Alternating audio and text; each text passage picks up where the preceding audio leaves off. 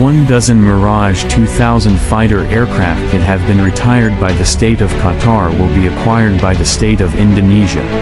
This needs to be done to be studied by Indonesian pilots as well as being used as a training aircraft before the French mock.